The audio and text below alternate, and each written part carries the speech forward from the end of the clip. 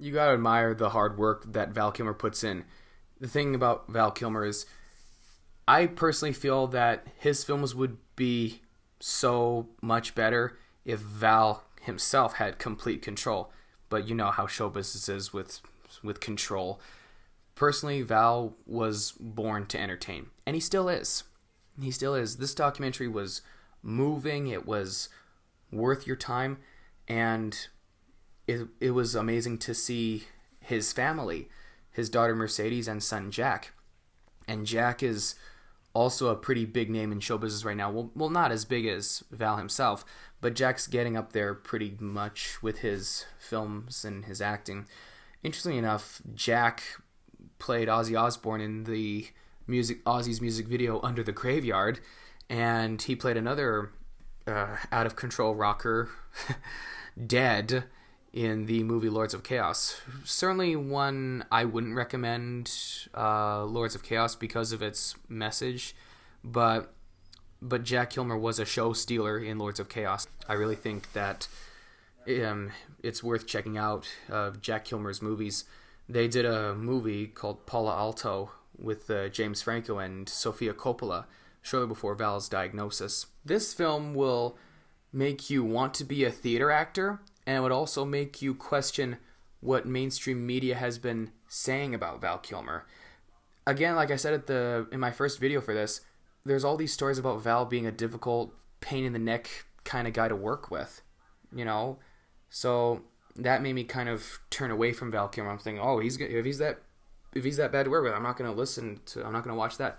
But after watching this, I'm starting to think maybe they were just saying that to dethrone him as a Hollywood heavyweight, or maybe they were just trying to get people to hate him because of all the things Joel Schumacher said about Val Kilmer. And that was just, there are a lot of directors that have said garbage about Val Kilmer. This documentary kind of makes people say, hey, maybe he's not that much of a pain in the neck to work with after all. Maybe he's decent to work with. We'll never know the full story, of course. This movie displays his talent, his commitment. It also shows what a talent he was as a little child. He was a child prodigy, you'd say.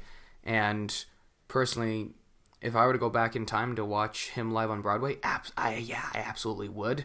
He was entertaining. He still is entertaining, as I said. If I had to choose my favorite part, it would be his audition tapes. Yes, many clips are his audition tapes. He sent audition tapes to Stanley Kubrick because he wanted to do Full Metal Jacket. He would have been fantastic in that.